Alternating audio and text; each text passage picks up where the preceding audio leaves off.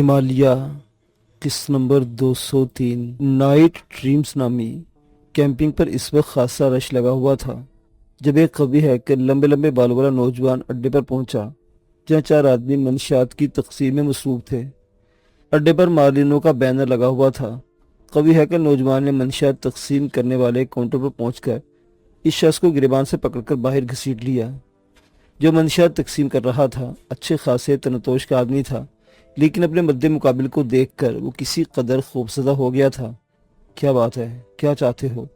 اس نے خوفزدہ لہجے میں پوچھا، لیکن گریبان پکڑ کر گھسیٹنے والے نے ایک ہاتھ اس کی گردن پر رسید کر دیا۔ آوارہ گردوں کے غول جو منشیات کے حصول کے لیے کاؤنٹر پر جمع تھے ایک دم منتشر ہو گئے۔ شاید وہ اس جھگڑے سے گھبرا گئے تھے، لیکن دوسرے گھونسلے نے منشیات تقسیم کرنے والے خوفناک آدمی کے ہوش چھین لیے تھے۔ اس کے باقی ساتھی بھی اس کی مدد کے لیے باہر نکل آئے تھے، لیکن قوی ہیکل شخص کے بدن میں جیسے پارا بھرا ہوا تھا۔ وہ لڑائی بڑھائی کے فن میں ضرورت سے زیادہ ماہر دکھائی دیتا تھا۔ چند ہی لمحات میں اس نے چاروں کو ڈھیر کر دیا۔ پھر اس نے ایک بلند جگہ چڑھ کر وہ بینر پھاڑ دیا جس پر مارلینوں کا نام لکھا ہوا تھا۔ اس کے بعد بڑی کھڑے ہو کر پرغرور لہجے میں بولا، مارلینوں کوئی بھی ہو، میں اسے نہیں جانتا، لیکن جو دہشت گردی اس کے نام پر کی جا رہی ہے میں اس کی مذمت کرتا ہوں، اور تم سب سے کہہ دیتا ہوں کہ جس جگہ مارلینوں کا نام لکھا ہو وہاں سے منشیات خریدنے کی ضرورت نہیں۔ رفتہ رفتہ ان تمام اڈوں سے مارلینوں کا نام غائب ہو جائے گا، یہ میرا عہد ہے۔ آوارہ گرد پریشانی سے اس کی شکل دیکھ رہے تھے۔ پتہ نہیں کیا مصیبت نازل ہو گئی تھی۔ جھگڑے ان لوگوں کے تھے اور تکلیف انہیں ہو رہی تھی۔ بہرحال اس کے بعد وہ وہاں سے غائب ہو گیا، اور پھر ہر کیمپنگ میں اس طرح کی وارداتیں ہونے لگی۔ مختلف جگہوں پر مارلینوں کے بینر پھاڑ دیے گئے، اور یہ بینر پھاڑنے والا صرف ایک آدمی تھا جو انتہائی قوی ہیکل تھا اور اپنے مد مقابل کو بآسانی زیر کر سکتا تھا۔ مقامی اخبارات اس سلسلے میں دلچسپ سرخیاں لگا رہے تھے۔ لوگوں کے ہاتھ ایک نئی تفریح آ گئی تھی۔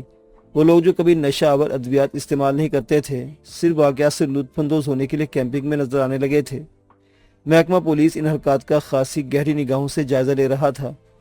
ابھی تک اس کی طرف سے کوئی کارروائی نہیں ہوئی تھی۔ اخبارات نے اس موضوع پر بھی دلچسپ حاشیہ آرائی کی تھی اور کہا تھا کہ ممکن ہے شیران کو منظر عام پر لانے کے لیے کارروائی کی گئی ہو اور اس کا تعلق پولیس ہی سے ہو۔ عدنان اس قوی ہیکل نوجوان کی حیثیت سے مسلسل مارلینوں کے اڈوں پر ابتری پھیلا رہا تھا، لیکن ابھی تک اس کی مد بھیڑ شیران سے نہیں ہوئی تھی۔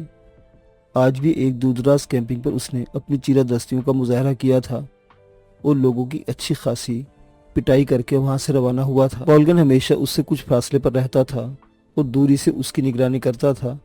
یہ دوسری بات ہے کہ کولگن پورا اسلحہ خانہ بنا ہوا تھا تاکہ اگر کہیں عدنان کو کوئی دقت پیش آئے تو وہ اس کی پوری مدد کرے، لیکن ابھی تک انہیں ایسے کسی بھی حالات سے دوچار نہیں ہونا پڑا تھا۔ حالانکہ پولیس اس دوسرے نوجوان کو بھی تلاش کر رہی تھی کیونکہ وہ بھی اس کے لیے درد سر بن گیا تھا، لیکن ابھی تک عدنان تک نہیں پہنچ پائی تھی۔ اس کیمپنگ پر ہنگامہ خیزیاں کرنے کے بعد عدنان اپنی شاندار موٹر سائیکل پر بیٹھ کر جو اس نے خصوصی طور پر حاصل کی تھی واپس چل پڑا۔ وہ برق رفتاری سے اس پتلی اور لمبی سڑک پر مڑ رہا تھا جس کی دونوں جانب گہری کھائیاں بنی ہوئی تھی۔ دفتن اسے ایک عجیب سی چیز نظر آئی۔ یہ ایک سفید لکیر تھی جو سڑک کے درمیان چمک رہی تھی۔ عدنان کو ایک لمحے میں احساس ہو گیا کہ سڑک کے درمیان رسی باندھ کر اسے روکنے کی کوشش کی گئی ہے۔ موٹر سائیکل انتہائی برق رفتاری سے اپنا سفر طے کر رہی تھی اور اس کے رکتے رکتے بھی یقینی طور پر کوئی حادثہ ہو سکتا تھا کیونکہ سفید پٹی بالکل قریب آ گئی تھی۔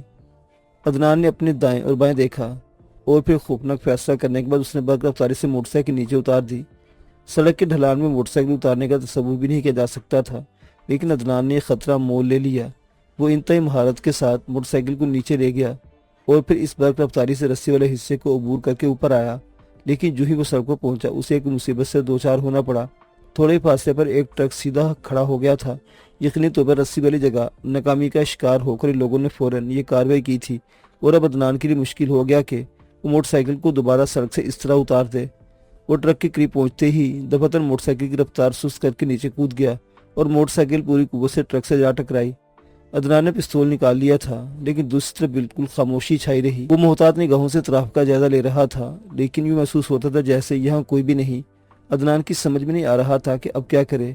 وہ کس نے کس طرح یہاں سے نکل سکتا تھا، لیکن ٹرک کی طرف سے کوئی کارروائی ہو تبھی نہ۔ کوئی بات سمجھ میں نہیں آ رہی تھی۔ موٹر سائیکل اس طرح ٹرک سے ٹکرائی تھی کہ چکنا چور ہو گئی تھی اور اب وہ ناقابل استعمال تھی۔ عدنان چند لمحہ سوچتا رہا، پھر اس نے واپس اسی رسی کی جانب پلٹنا شروع کر دیا جو سڑک کے دونوں جانب ابری ہوئی چٹانوں سے باندھی گئی تھی۔ वो चंद कदम ही आगे बढ़ा था कि दफातन फायर की आवाज सुनाई दी और एक गोली सनसनाती उसके पैरों के नजदीक जमीन चाट गई। अदनान उछलकर पीछे हटा तो दूसरी गोली उसके पैरों के नजदीक फिर टकराई। उसने रस्सी के करीब पहुंचकर इसके हिस्से को दूर करने की कोशिश की तो तीसरी गोली उसके कान के पास से निकल गई। इसके साथ एक आदमी ट्रक का दरवाजा खोलकर नीचे उतरता नजर आया। अदनान ने बहुत दूर से ही उसे पहचान लिया था। वो शीरान के अलावा और कोई ना था। दूसरे लम्हे उसके कदम रुक गए और इसके होंठों पर मुस्कुराहट फैल गई। इसका मकसद है कि शीरान ने इसका नोटिस ले लिया है। इससे ज्यादा उसे और कुछ नहीं चाहिए था, लेकिन महसूस होता था कि जैसे शीरान अकेला ही है। वो आहिस्ता आहिस्ता दोनों हाथों में पिस्तौल संभाले हुए आगे बढ़ रहा था और चंद लम्हात के बाद दोनों एक दूसरे के करीब पहुंच गए। शीरान उसे अजीब सी निगाहों से देख रहा था। दफातन उससे चौंक कर कहा, तुम मुझे पहचान के बाबा? बाबा के बच्चे, तुम यहाँ कहाँ से आ गए? तुमने हाईशून कब छोड़ा? मुझे पहचान लिया ना तुमने बाबा? फिर बाबा? शीरान ने गुस्सीले अंदाज में कहा और पिस्तौल को जुम्बश देता हुआ बोला, अब इन दोनों पिस्तौलों में गोलियां बाकी हैं। अगर मैं तुम्हारे जिस्म पर लाइन से भी इन गोलियों के निशानात बना दूं तो देखने वाले हैरान रह जाएंगे। मैं जानता हूँ बाबा, तुम ऐसा कर सकते हो। अपने बाबा को मुझसे ज्यादा और कौन जान सकता है। शीरान परेशान निगाहों से देखने लगा। उसने आहिस्ता से कहा, मालिनों के नाम के बैनर तुम फाड़ते रहे हो। यकीन ये तुम ही थे। मैंने तुम्हें कैंपिंग में देखा था। तुम तन्हा हो बाबा? हाँ, अपने दुश्मनों से मैं तन्हा ही निपटता हूँ। तुम्हारे साथ और कोई नहीं? नहीं, कोई नहीं। कि एक बार फिर हाईशून का मशगला दोहराना चाहते हो? उस दिन तुम मिस्टर हाईशून ने हमें रोक दिया था, लेकिन आज तुम शायद अपनी जिंदगी की बदतरीन शिकस्त से दो चार होने जा रहे हो। शीरान मुस्कुराता बोला, मैं अपनी जिंदगी की बदतरीन शिकस्त से दो चार हो चुका हूँ बाबा। तुम्हारे दुश्मनों ने तुम्हें मुझसे छीन लिया है। यकीन करो बाबा, इससे बड़ी शिकस्त मेरे लिए और कोई नहीं। मैं इससे भी चाहता हूँ कि बाबा तुम मुझे पहचान लो। मालिनों के नाम के बैनर तुम फाड़ रहे हो, क्या ये तुम ही हो या तुम्हारे साथ और लोग भी हैं? नहीं बाबा, ये मैं ही हूँ। मिस्टर मालिनों का एहतराम मैं तुमसे ज्यादा करता हूँ, इसलिए कि उन्होंने मेरी माँ सुधाशी को उस वक्त सहारा दिया जब वो जिंदगी और मौत के दरमियान झूल रही थी। उन्होंने हमारी आबादियों की हिफाजत करने को अपनी जिंदगी वक्फ कर दी है। ये वही मिस्टर मार्लिनो है। मैं इनका तुमसे ज्यादा एहतराम करता हूँ बाबा, लेकिन तुम्हें तलाश करने के लिए मुझे ये मजमूम हरकत करना पड़ी। मैं हर कैंपिंग में तुम्हें तलाश करता फिर रहा था। जब तुम कहीं ना मिले तो मैंने यही सोचा कि इस तरह तुम्हें मंजर-ए-आम पर लाऊं, और तुम मुझे मंजर-ए-आम पर ले आए। शीरान वहशियाना अंदाज में हंस पड़ा। हाँ बाबा, एक बार फिर तुम मेरे सामने आ गए हो। मुझे मार दो। मेरा बहता हुआ खून शायद तुम्हारे ज़हन में मेरे लिए कोई जगह बना दे। मैं तुम्हारा अदनान हूँ बाबा, मैं तुम्हारा अदनान सलामन हूँ। अदनान सलामन, शीरा ने परेशान लहजे में कहा। हाँ बाबा, तुम्हारा बेटा, सुधाशी का बेटा। तुम चाहो तो मालिनों से पूछ सकते हो। तुम्हें क्या हो गया है बाबा? काली घाटी में तुमने इन सुरंगों को उड़ा दिया था जिनके जरिए गैर मुल्की हमारी जमीन पर कब्जा करना चाहते थे। बाबा, इसके बाद तुम वहां से गायब हो गए और हमने ये समझ लिया कि शायद तुम मर चुके हो। मैंने अपनी जिंदगी में इतना गम कभी महसूस नहीं किया बाबा। मैं जंगलों पहाड़ों में भटकता रहा हूँ, तुम्हारे लिए रोता रहा हूँ। तुम्हारे लिए मैंने पहाड़ों पर तुम्हारा एक संगी मुजस्मा बनाया है और मैं बाबू से पूछता हूँ। हाँ बाबा, मैं उसकी पूजा करता हूँ। मुझे तुमसे बेपनाह प्यार है शीरान बाबा, मुझे तुमसे बेपनाह प्यार है। शीरान की आंखों में बेचैनी के आसार नजर आने लगे। इसके ज़हन में कुछ लहरें गर्दिश कर रही थी। कोई चीज उसके ज़हन के पर्दों से टकराकर उसे मुस्तरिब कर रही थी। उसके पिस्तौल वाले हाथ नीचे लटक गए। फिर उसने पिस्तौल होलिस्टों में लगा लिए। न जाने तुम क्या कह रहे हो, न जाने तुम क्या कह रहे हो। बाबा, वही कह रहा हूँ, वही सब कुछ याद दिला रहा हूँ तुम्हें जो तुम्हारे ज़हन के खानों में सो गया है। सो गया है? शीरान परेशान लहजे में बोला। मुझे बताओ, क्या तुम मिस्टर मार्लिनो को नहीं जानते? क्या तुम उस मार्लिनो को नहीं जानते जिनके नाम के बैनर अड्डों पर दोबारा लगाते फिर रहे हो, जो कभी तुमने मिस्टर मार्लिनो के लिए तस्खीर किए थे? मुझे बताओ बाबा, इन बैनरों को वहां लगाने की क्या जरूरत है? शीरान परेशान निगाहों से देखता रहा। उसके ज़हन की कैफियत अब एतदाल पर आती जा रही थी और ये D3 की एक बदतरीन गलती थी। ये D3 की एक बहुत बड़ी हिमाकत थी। मार्लिनो की याद दिलाते हुए इसने शीरान को सुर्ख के तहत ये अहकामात दिए थे कि वो अपने माजी के इन लम्हात को याद करे जब वो मार्लिनो के लिए काम करता था। उसके ज़हन के बंद गोशों को खोलते हुए D3 से दिमाग में ये ख्याल नहीं आया था कि इस तरह शीरान को और भी बहुत सी भूली बिसरी बातें याद आ सकती हैं, और इस वक्त अदनान के अल्फाज शीरान को उन्हीं तमाम चीज़ों का एहसास दिला रहे थे। वो चकराते हुए दिमाग को संभालने की कोशिश कर रहा था। आंखों के सामने अजीब सी लहरें गर्दिश कर रही थी और वो सोच रहा था कि कुछ हकीकत जरूर है। इन तमाम बातों से कुछ मीठे मीठे नकूश उसके ज़हन में उजागर हो रहे थे اور پھر اس کے منہ سے آواز نکلی، عدنان سلامن، کیا تم واقعی سچ کہہ رہے ہو؟ مگر یہ سب کچھ کیا ہے مسٹر مارینو؟ ابھی شیران کے منہ سے اتنے الفاظ نکلے تھے کہ دفعتاً ایک طرف سے فائرنگ شروع ہو گئی۔ یہ فائرنگ ٹرک کے عقب سے کی گئی تھی اور گولیاں اس پر رفتاری سے چلائی جا رہی تھی کہ اگر عدنان انتہا پھرتی سے زمین پر چھلانگ نہ لگا دیتا تو اس کے بدن میں متعدد سوراخ ہو جاتے۔ شیران خود بھی پھرتی سے زمین پر لیٹ گیا اور پھر وہ گولیاں برسانے والوں کی طرف دیکھنے لگے۔ نہ جانے کہ اس کی آنکھوں میں خون اتر آیا تھا۔ عدنان پر فائرنگ کرنے والوں کی یہ حرکت اسے پسند نہ آئی تھی۔ وہ زور سے غرایا، او بزدلو، او خنزیرو، سامنے آ کر وار کرو، عورتوں کی طرح چھپ کر کیوں جنگ کر رہے ہو؟ وہ چھپکلی کی طرح رینگتا ہوا ٹرک کی طرف بڑھنے لگا۔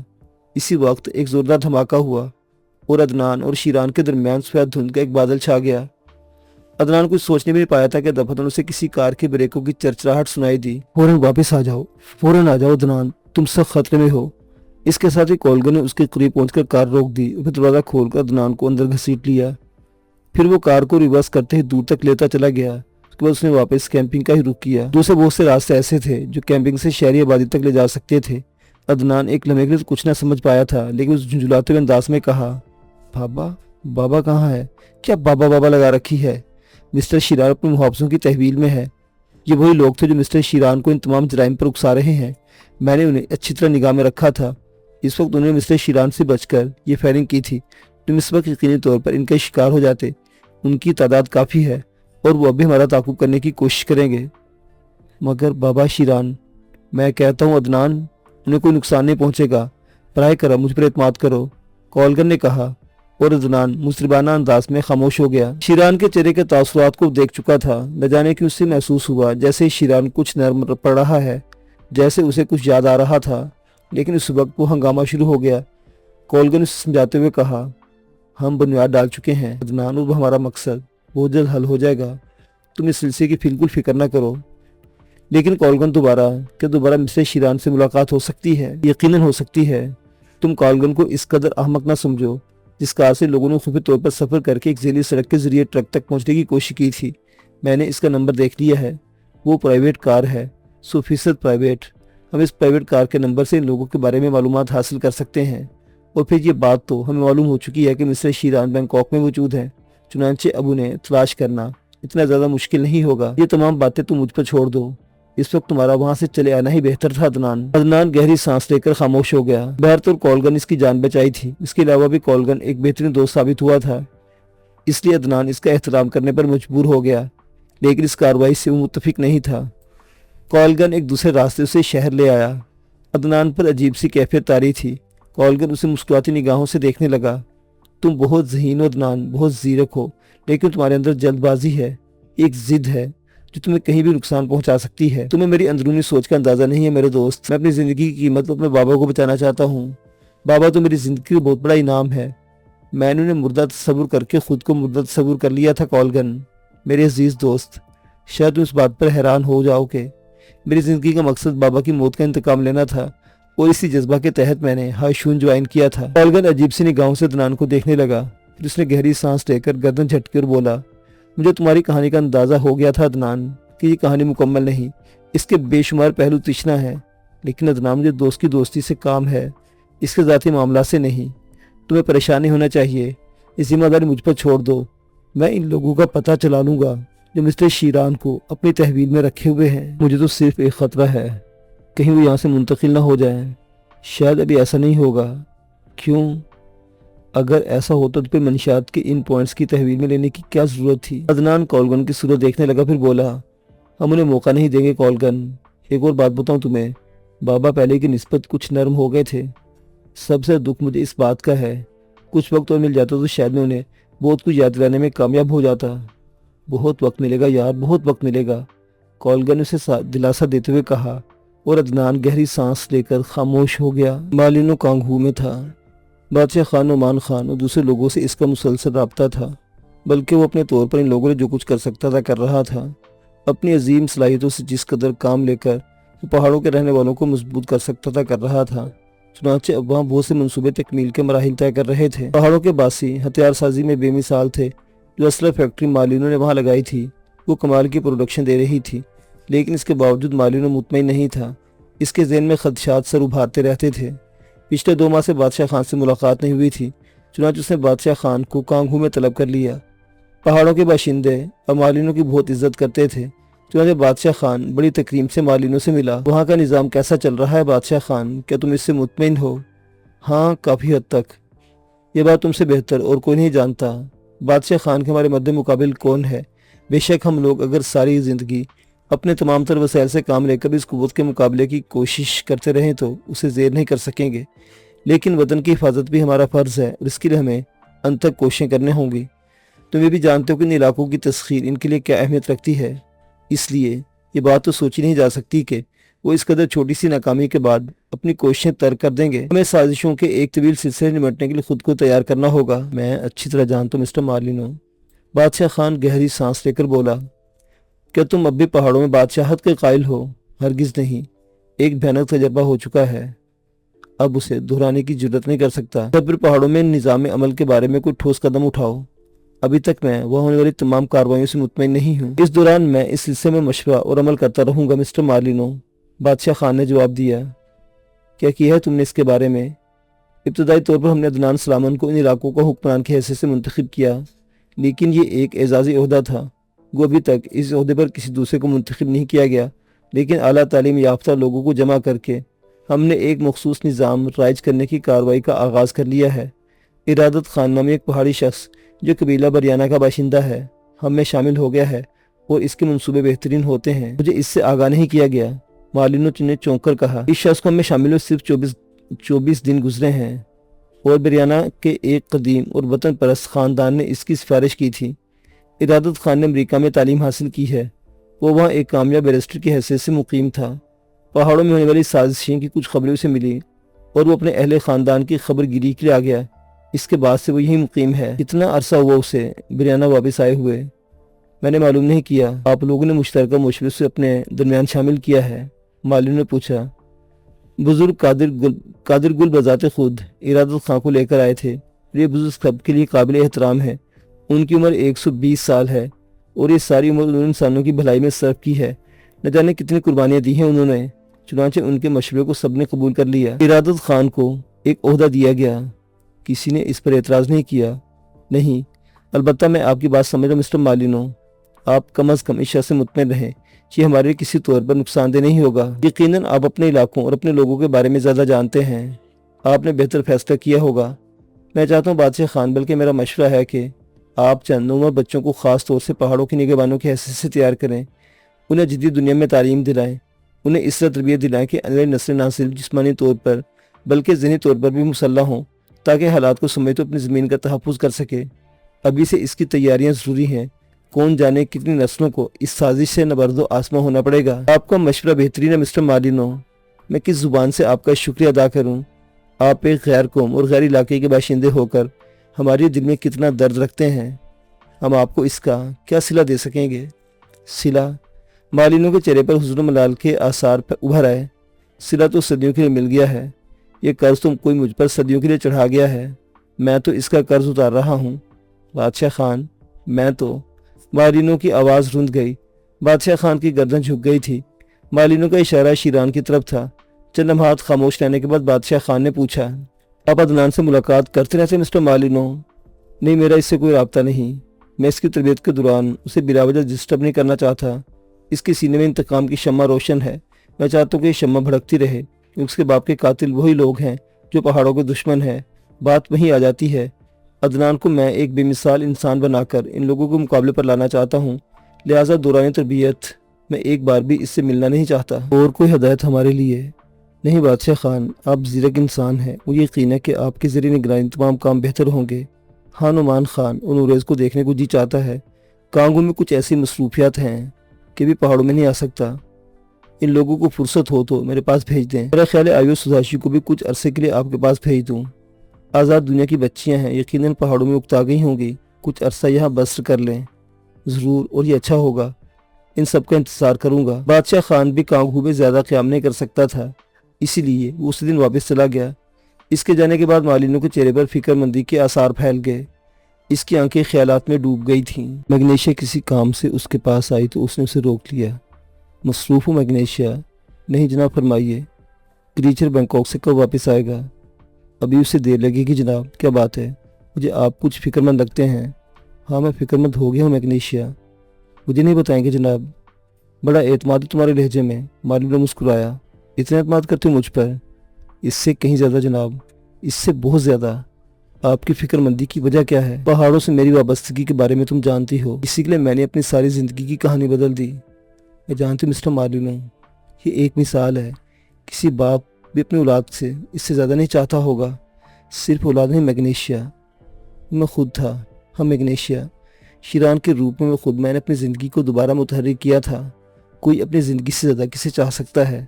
بے شک جناب، شیران کی زمین کے مجھے اس سے ہر جگہ سے زیادہ پیار ہے۔ میں اس کے سب کچھ کرتا ہوں اور ہر وقت فکر مند رہتا ہوں۔ بادشاہ خان آیا تھا اور اس نے ایک ایسی بات بتائی جس نے مجھے فکر مند کر دیا۔ ارادت خان نامی کوئی شخص ان لوگوں کے درمیان ایک مشیر کی حیثیت سے شامل ہو گیا ہے۔ اگر وہ صرف ایک پہاڑی باشندہ ہوتا تو مجھے بالکل فکر نہ ہوتی، لیکن وہ بیرون دنیا کا تعلیم یافتہ ہے اور حال ہی میں پہاڑوں میں واپس پہنچا ہے۔ میں صرف اس لیے پریشان ہوں۔ اوہ میں سمجھ رہی ہوں جناب، آپ نے بادشاہ خان اس موضوع پر بات کیوں نہیں کی؟ میگنیشیا نے کہا۔ سب کچھ ہونے کے باوجود ہم لوگ غیر ہیں میگنیشیا، ہمیں بہت زیادہ دخل اندازی نہیں کر سکتے۔ واقعی مسٹر مارلینو، لیکن کچھ نہ کچھ تو کرنا ہوگا ہمیں۔ نعمان خان کو بلایا ہے میں نے، اس سے بات کروں گا، مارلینو جواب دیا۔ وہ بوڑھا اور تھکا تھکا سا نظر آ رہا تھا۔ میگنیشیا عجیب سی نگاہوں سے دیکھ رہی تھی۔ محبت کا یہ سب سے انوکھا روپ تھا۔ بادشاہ خان نے مارلینو کی ہدایت پر فوراً ہی عمل کیا تھا۔ چنانچہ نعمان خان آئیوی، نوریز اور سداشی کے ساتھ کانگہو پہنچ گیا۔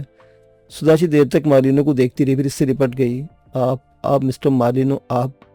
اس کی بھرائی آواز ابھری۔ خود کو بھی آئینے میں دیکھا سداشی، ہمارا غم مشترک ہے، خود کو سنبھالے رکھو۔ میں ایک نیا شیران تمہیں دینے والا ہوں۔ تمہارا عدنان ایک ناقابل تسخیر قوت حاصل کر رہا ہے۔ اسے دیکھ کے بہت وقت گزر گیا مسٹر مارلینو، کچھ وقت اور گزارو، یہ اس کے حق میں بہتر ہے، مارلینو نے جواب دیا۔ نوریز اور آئیوی بھی یہاں آ کر بہت خوش ہوئے تھے۔ اس رات مارلینو نے نعمان کو تنہائی میں طلب کر لیا۔ کچھ ایسی باتیں کرنا چاہتا ہوں نعمان خان جو شاید مجھے نہیں کرنی چاہیے، لیکن میری بے چینی مجھے بے سکون کر رہی ہے۔ تم لوگ سوچو گے کہ میں ضرورت سے زیادہ تمہارے معاملات میں مداخلت کرنے لگا ہوں۔ آپ مسٹر مارلینو، آپ یہ بات کہہ رہے ہیں، ہمیں تو یہ غیرت کا احساس نہ دلائیں کہ ہم آپ کو اپنا سرپرست سمجھتے ہیں۔ نعمان خان نے کہا۔ یہ ارادت خان کون ہے؟ مارلینو نے زیادہ تمہید نہ باندھی۔ ایک مشتبہ شخصیت، قبیلہ بریانا کا باشندہ، پہاڑوں کے معاملات میں بڑھ چڑھ کر دلچسپی لے رہا ہے، بظاہر بہت سرگرم، اور خوبی یہ ہے کہ بہت جلد ہر شخص پر اعتماد کر لیتا ہے۔ تم نے اسے مشتبہ کیوں کہا؟ وہ امریکہ میں تھا، بریانا میں اس کا خاندان آباد ہے، لیکن 13 سال کے بعد اچانک اسے اپنے خاندان یاد آئے اور وہ پہاڑوں میں واپس لوٹ آئے۔ اس کے ساتھ اس کی بیوی، سالی اور 2 بچے بھی ہیں۔ مالی طور پر مضبوط آدمی ہے، بیوی کا تعلق بھی ایک غیر ملک سے ہے۔ آخر اتنے عرصے کے بعد اسے وطن کیوں یاد آیا؟ اس سے قبل اس نے کیوں نہ سوچا؟ اور پھر اس طرح بڑھ چڑھ اس نے ان تمام معاملات میں دلچسپی لی، اس کی وجہ؟ تم نے کچھ لوگوں سے اس شبے کا اظہار کیا؟ نہیں مسٹر مارلینو، کوئی بنیاد نہیں تھی۔ اور پھر ایک ایسے بزرگ نے اس کا تعارف کرایا تھا جو بہت باعزت خاندان سے تعلق رکھتے ہیں۔ اپنے اس شبے کو رفع کرنے کے تم نے کچھ نہیں کیا ہے مسٹر مارلینو؟ نعمان خان مسکرا دیا۔ کیا؟ میرا ایک بھائی فرید خان اس کے خاندان میں بہت دلچسپی لینے لگا ہے۔ وہ ارادت خان کی بیوی فالین کی چھوٹی بہن جو زین کی قربت حاصل کر چکا ہے، لیکن میری ہدایت پر۔ اوہ، مارلینو بے اختیار مسکرا پڑا۔ تم نے میرے سر سے بہت بڑا بوجھ اتار دیا نعمان خان، اب میں بہت مطمئن ہوں۔ بلا شبہ ہمیں انہی مضبوط بنیادوں پر کام کرنا چاہیے، کوئی پہلو تشنا نہ رہے۔ بالکل اطمینان رکھیں مسٹر مارلینو، پہاڑوں میں آپ نے جو روح پھونکی ہے، شیران کی قربانی نے جو پودا سینچا ہے، اسے آسانی سے مرجھانے نہ دیا جائے گا، نعمان خان نے پرجوش لہجے میں کہا۔ مارلینو کے چہرے پر اطمینان نظر آ رہا تھا۔ چند لمحات خاموش رہنے کے بعد اس نے کہا، میں در حقیقت بہت مطمئن ہوا ہوں نعمان خان، میری بات کو محسوس نہ کرنا۔ اکثر میں یہ سوچتا ہوں کہ کئی پہاڑوں کے معصوم باشندے صرف اپنے طور پر کام کرتے ہوئے کہیں نقصان نہ اٹھا جائیں۔ اگر ہم دور تک نگاہ ڈالیں تو ہم یہ اندازہ ہو جاتا ہے کہ پہاڑوں میں یہ سازش عارضی طور پر ختم ہوئی ہے۔ اس کے بعد بھی وہ لوگ باز نہیں آئیں گے، کیونکہ ان کے لیے بھی ایک مسئلہ ہے۔ یہ تصور بھی نہیں کیا جا سکتا کہ اس ناکامی کے بعد وہ خاموش بیٹھ جائیں گے، لیکن میں چاہتا ہوں کہ اس بار وہ اپنی قوتوں کا مظاہرہ کرے تو ایک ایک چٹان ان پر آگ برسانے کے لیے تیار ہو۔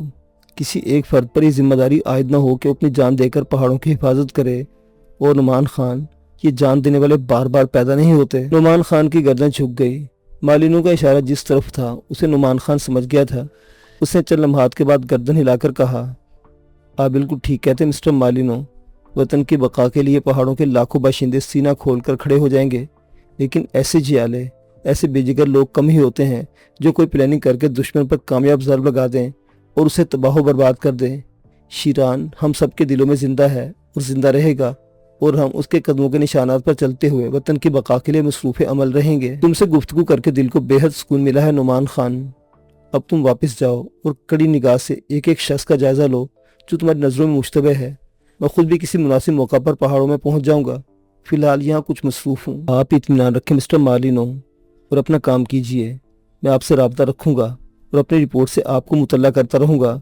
اگر ارادت خان کسی سازش کے تحت میں داخل ہوا ہے تو بھی اطمینان رکھیں مسٹر مالینو، اسے زمین کی اتنی گہرائیوں میں دفن کیا جائے گا کہ آپ تصور بھی نہ کر سکیں گے۔ اب مجھے بالکل اطمینان ہے، مالینو جواب دیا، اور نعمان خان اس سے رخصت ہو گیا۔